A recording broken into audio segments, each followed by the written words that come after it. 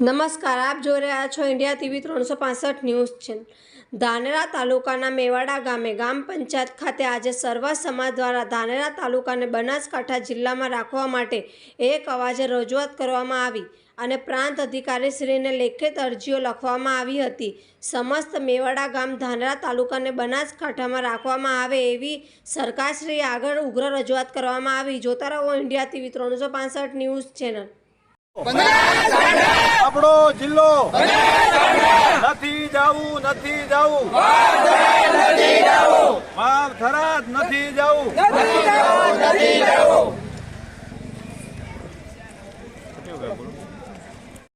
માતા કી નથી જાવું થરાદ નથી જાવું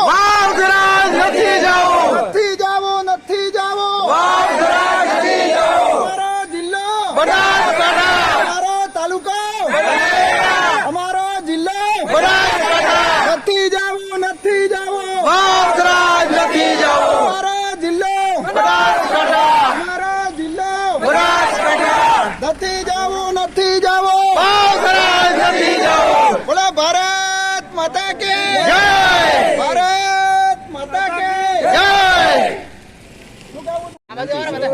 ધાનેરા તાલુકાને બનાસકાંઠા જિલ્લામાં રાખે એવી માંગ છેલ્લા 30 દિવસથી ઉઠી રહી છે, છતાં પણ સરકારશ્રીને ઊંઘ ઉડતી નથી।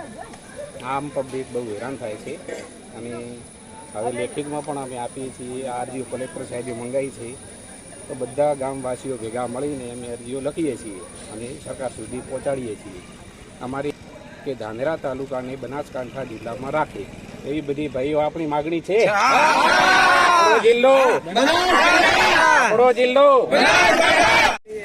હમણાં જે સરકારશ્રીએ નિર્ણય લીધો છે 2 જિલ્લા જાહેર નવા કર્યામાં, તો થરાદ જિલ્લો જે નવો જાહેર કર્યો છે એના માટે અમને કોઈ વધો નથી, પરંતુ ધાનેરા તાલુકાને થરાદમાં જે સમાવેશ કરવામાં આવ્યો છે એમાં ધાનેરાની તમામ પબ્લિકને ખૂબ આક્રોશ છે। છેલ્લા 1 મહિનાથી પબ્લિક સરકારને નિવેદનો આપે છે, સભાઓ કરે છે અને વિવિધ પ્રકારના કાર્યક્રમો હમણાં સુધી થયા છે।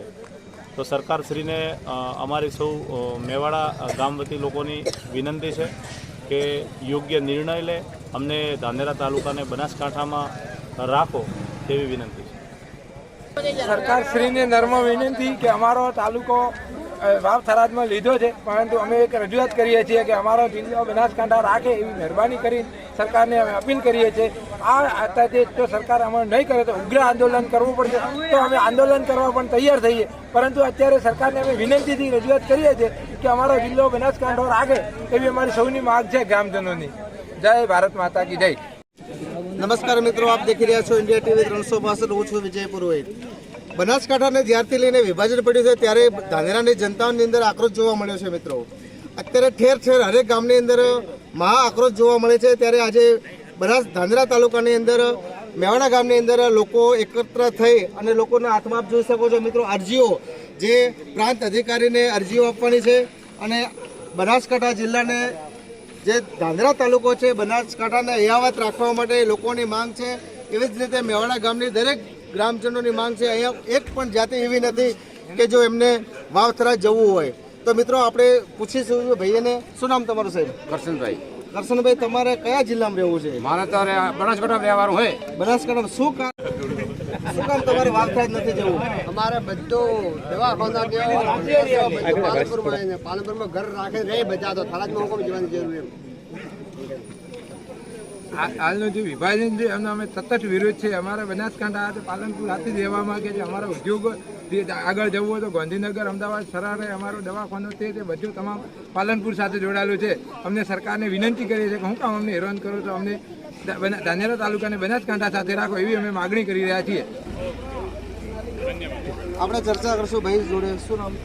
તો કેડી જય બોલાવો। વાવ થરાદમાં નથી જવું એનું કંઈક તો કારણ હશે ને? વાવ થરાદ અમારે આથમણું નહીં જવું, આથમણું પડે પાછું